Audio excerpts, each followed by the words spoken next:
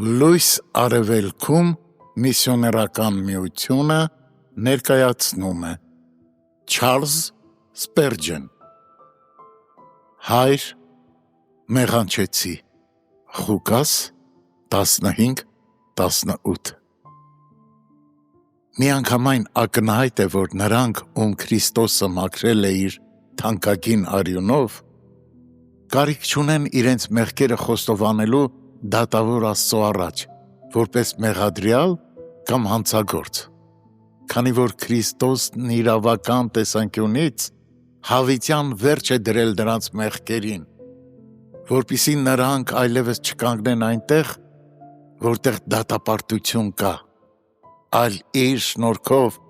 մեկընդմիշտ ընդունելություն գտնեն այն սիրելիովը, Եփեսացիս 1:6 Սակայն միթե նրանք, դառնալով որդիներ և մեղանչելով որպես որդիներ, չպետք է ամեն օր իրենց երկնավոր Հոր առջև գան և խոստովանեն իրենց մեղքը, ճանաչելով և ընդունելով իրենց բնության անօրենությունը, սրտի մեջ տեղ գտած Աստծո շնորհքը սովորեցնում է, որ ինչպես մեղանչած երեխաների պարտքն է խոստովանել իրենց երկրավոր Հորը, այնպես էլ մենք, որպես քրիստոնյաներ, նույն կերպ պարտավոր ենք խոստովանել մեր երկնավոր Հորը։ Մենք ամեն օր մեղանչում ենք և չպետք է հանգստանանք, քանի դեռ ներում չենք ստացել։ Եթե մեր Հոր դեմ գործած հանցանքները միանգամից չեն տարվում նրա մոտ, որպեսզի լվացվեն Տեր Հիսուսի արյան մաքրագործող զորությամբ,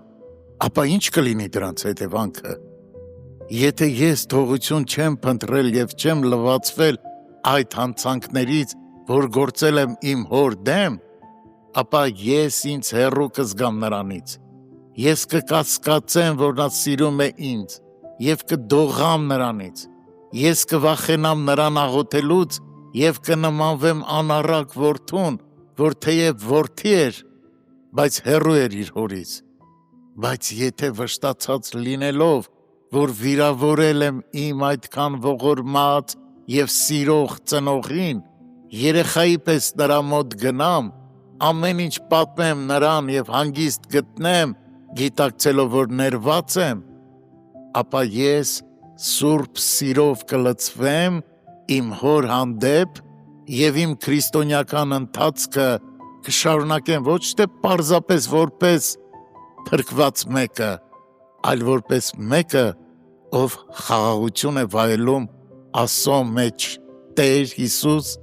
Քրիստոսի միջոցով։ Մեծ տարբերություն կա որպես հանցագործ և որպես զավակ մեղքը խոստովանելու մեջ։ Հոր գիրկը զղջացող խոստովանողների հանգստավայրն է։ Ճիշտ է, մենք մեկընդմիշտ սրբված ենք, սակայն որպես Աստծո զավակներ,